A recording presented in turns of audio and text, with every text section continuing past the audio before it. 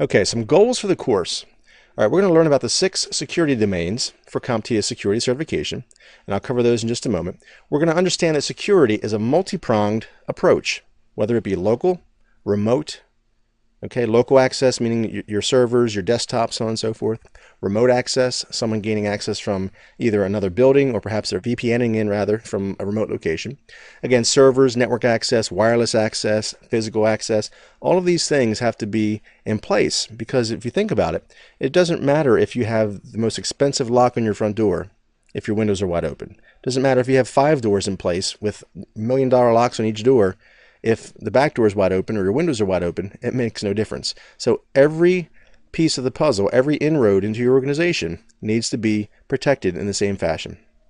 And then lastly, my goal is to have fun while learning, increase your skills, and help make your company a safer place. So very quickly to recap, preparing for the exam, study the videos repeatedly. Watch them in order if possible, because they kind of build upon each other. So each video will draw upon concepts that you've learned in a previous video. Test yourself with exam prep questions until you reach roughly around 90% of accuracy. Once you're that comfortable, then you can pretty much have a high degree of confidence that you can walk into the exam and you're going to understand how the questions are delivered and what types of things you may see. And then, as I mentioned before, set a date and register for the exam. Nothing gives you that impetus more so than a deadline. I don't know if you recall back to when you're in school or college or wherever you are in your life.